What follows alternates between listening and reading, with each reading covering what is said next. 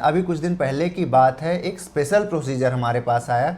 एक pregnant female जिनका कि पहले भी एक दो बार मिसकैरेज हो चुका है। इतनी बड़ी प्लानिंग कर ली लेकिन आपको इतना बड़ा खतरा नहीं पता चला, आखिर कैसे कर ली आपने ऐसी प्लानिंग? और स्पेशली अगर प्रेगनेंसी में आप प्रोसीजर करते हो तो वो और ज़्यादा जटिल हो जाता है, क्योंकि हमें जच्चा और बच्चा दोनों को ही बचाना होता है। अपन बड़े शहरों के लिए भागते हैं, परेशान होते हैं, धन भी जाता है और ये कोई गारंटी नहीं है। अब क्या बोलूं, शब्द ही नहीं कुछ कहने के लिए। नमस्कार दोस्तों, मैं डॉक्टर एस के त्रिपाठी सुपर स्पेशलिटी हॉस्पिटल में प्रोफेसर और इंटरनेशनल कार्डियोलॉजिस्ट हूँ। यहाँ पे जब से कैथ लैब स्टार्ट हुई है तो हम बहुत ही कॉम्प्लेक्स प्रोसीजर्स कर रहे हैं, जैसे coronary angioplasty, pacemaker insertion, CRT, AICD, renal angioplasty, इस तरह के बहुत सारे प्रोसीजर करते रहते हैं। लेकिन अभी कुछ दिन पहले की बात है, एक स्पेशल प्रोसीजर हमारे पास आया। एक प्रेग्नेंट फीमेल जिनका कि पहले भी एक दो बार मिसकैरेज हो चुका था बेसिकली, और तीसरी प्रेगनेंसी जो कि एक प्रीसियस प्रेगनेंसी थी उसके साथ हमारे पास आई। लेकिन उनको एक हार्ट की बहुत बड़ी बीमारी का पता चला था, जो है मिट्रल स्टेनोसिस, जिसमें वाल बहुत ज़्यादा सिकुड़ जाता है और उसके साथ प्रेगनेंसी को कंटिन्यू करना बहुत मुश्किल होता है। और उनको ऑलरेडी बहुत ज़्यादा सांस फूलना, कफिंग की शिकायत थी। इवन रेस्टिंग में भी उनको बहुत ज़्यादा सांस फूल रही थी। तो इस कंडीशन के साथ मेरे पास आई थी। उनके हस्बैंड बहुत ही कोऑपरेटिव थे, वो मेरे पास आए, उनका डिटेल में इको किया और पता चला कि वाल्व बहुत ज़्यादा सिकुड़ चुका है। और हमने उनको बैलूनिंग के बारे में, बैलून मिट्रल वाल्वोटोमी के बारे में बताया। और बहुत हाई रिस्क प्रोसीजर होता है, फिर भी उन्होंने भरोसा दिलाया और प्रोसीजर सफल रहा। अब ये पूरा डिटेल में बताएंगे बेसिकली कि कैसे इनको पता चला बीमारी के बारे में, क्या क्या समस्याएं आई। तो आप लोगों को बताइए जिससे वो भी अवेयर हो पाएँ इस बीमारी के बारे में, इलाज के बारे में। जी बिल्कुल जी नमस्कार दोस्तों, सभी का धन्यवाद और विशेष रूप से जिनके मार्गदर्शन से हमें सफलता मिली उस टीम को धन्यवाद करना चाहूँगा। सर्वप्रथम ये खांसी के चलते हम लोग ज़िला सतना निवासी हैं, सतना में हॉस्पिटल का भी गए और वहाँ पे 4 डेज़ भर्ती होने के बावजूद कोई आराम तो मिल नहीं रहा था।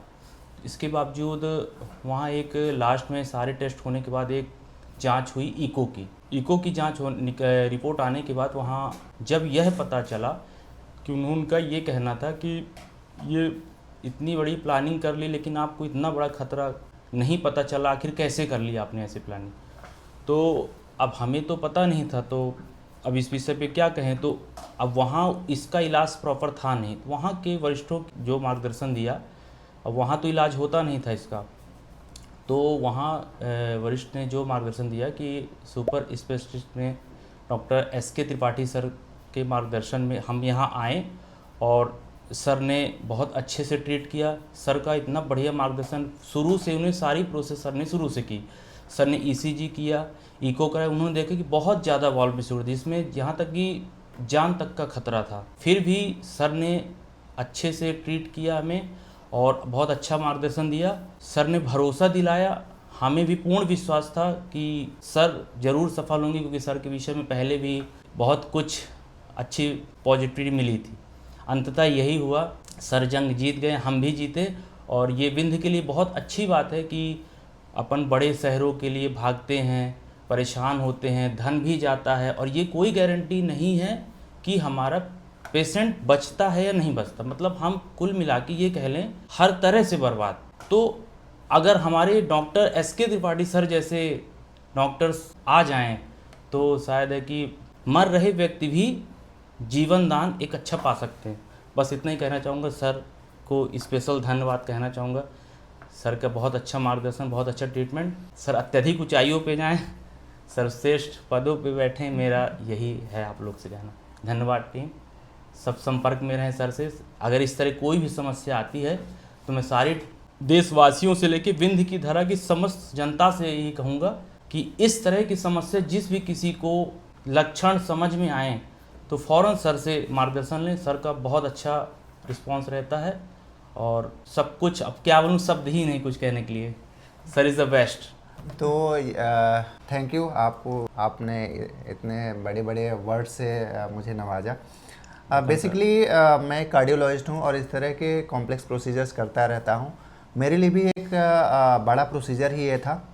और स्पेशली अगर प्रेगनेंसी में आप प्रोसीजर करते हो तो वो और ज़्यादा जटिल हो जाता है, क्योंकि हमें जच्चा और बच्चा दोनों को ही बचाना होता है, और थोड़ा सा बीपी का ड्रॉप अगर हुआ तो उसमें बच्चे की जान को खतरा रहता है। लेकिन हमारी टीम काफ़ी स्किल्ड है और हमने काफ़ी केयरफुली ये प्रोसीजर किया। इस तरह के वाल्व के सिकुड़न के बहुत सारे पेशेंट विंध्य रीजन में घूम रहे हैं, क्योंकि रूमेटिक हार्ट डिजीज़ का रिस्क यहाँ पे बहुत ज़्यादा है। ओवर क्राउडिंग और बेसिकली पुअर इकोनॉमिक स्टेटस के कारण ये बीमारी आती है। तो जिनको भी जल्दी थक जाना, जल्दी सांस फूलना, हाथ पैरों में सूजन के सिम्टम्स अगर आते हैं तो वो हमारे पास आएँ, उनका इको करेंगे। अगर वाल्व की सिकुड़न है तो उसको बैलून के माध्यम से खोला जा सकता है, उनकी जान बचाई जा सकती है। तो दोस्तों, आप इस इंफॉर्मेशन को ज़्यादा से ज़्यादा लोगों तक शेयर करें, जिससे विंध्य के सारे लोगों को पता चल सके इस बीमारी के बारे में, इलाज के बारे में, जिससे सबको इस इलाज का बेनिफिट मिल सके। तो दोस्तों, मिलते हैं इसी तरह के नेक्स्ट एपिसोड में। तब तक खुश रहें, हेल्दी रहें।